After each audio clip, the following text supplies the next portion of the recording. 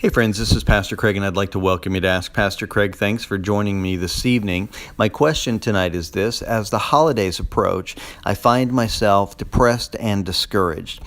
I have a hard time looking forward to this year and getting together with friends and family. It seems that there's always conflicts. I'm not always exactly sure whose house it's most important for me to visit, and I just find myself getting discouraged and frustrated with this time of year. I know I shouldn't feel that way. How can I be thankful and celebrate the season ahead? Thanks so much for your question. Actually, I get questions like this every year about this time of year because the holidays can be a source of stress. In fact, if you were to Google that, I think you'd find that holiday depression and despair is a very serious problem. I know in my own life, for years, I bemoaned the holidays, right?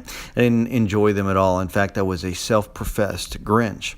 But, I kind of got convicted over that. I really felt like God spoke to me that this is my life, and I have to be a good steward of my life. In other words, it's my job to take good care of myself. And one way of doing that is to be sure that I enjoy living, right? And that I enjoy the holidays. Now, these are supposed to be a time of celebration. And I realize there's financial circumstances, there's relational circumstances that come in and they create stress. But it's still really important that you and I enjoy our lives. Also, equal to this is that we become a source of joy to those that are around us. That's also seriously very important. It's what God really wants from us. And so you and I, we have to learn how to bring joy into the season. I always suggest that people find for themselves a holiday tradition that means something to them, that is of great value to them, whatever it might be. For me, every year on Christmas Eve, I like to stay up late and really think about that moment in the field when the angels show up and proclaim the birth of Christ. For others, maybe it's going to a play or a shopping trip or, there's all kinds of things that you can do that are personal traditions for you. Now, in regards to bringing joy to others, there's a million ways you can do that as well. Giving of your time, giving of your finances as they're available, visiting those that no one else really visits. You can be a real source of joy to a hurting and painful world. The Bible tells us in the book of Colossians chapter 3 to let the peace of Christ rule in our hearts. And because we're members of one body, we're called to peace.